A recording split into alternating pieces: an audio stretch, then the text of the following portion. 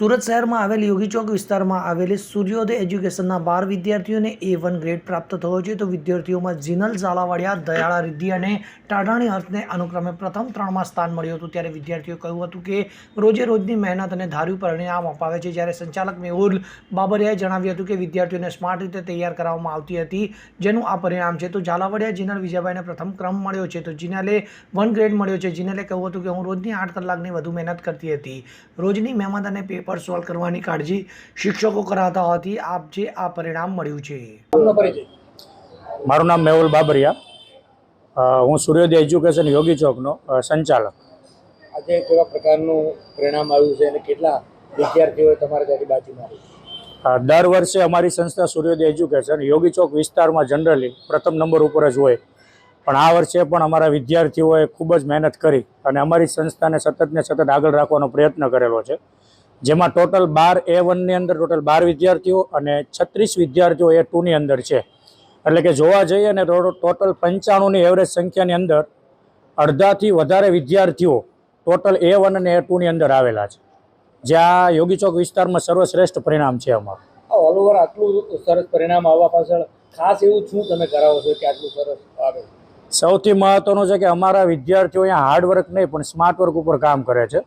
અને મોદી સાહેબનું જે સપનું છે કે સ્કિલ ઇન્ડિયા, તો અમારી સંસ્થામાં બાળકોને એજ્યુકેશનની સાથે ઘણા બધી પ્રકારની સ્કિલ પણ આપવામાં આવે છે, જેથી બાળકોને માત્ર ને માત્ર ટકા માટે નહીં પણ ભવિષ્યમાં આવનારા ભવિષ્યની અંદર ટકી શકે એવું એજ્યુકેશન અમે આપવામાં આવે છે.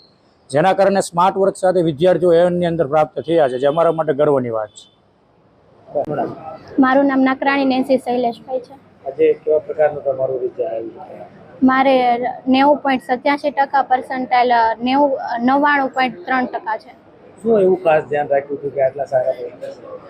જ્યારે મારા માતા પિતાનો ચહેરો જોતી અને સૂર્યોદય પરિવારના શિક્ષકો જે મારી માટે આટલી મહેનત કરતા, તો અંદરથી જ એવું થયું હતું કે મહેનત કરવી જોઈએ. માતા પિતા શું કરે છે કે એવું તમને કે કંઈક કરવું છે તમારા માતા પિતા? પિતા લૂમ્સમાં નોકરી કરે છે અને માતા ઘરે શોપ ચલાવે છે.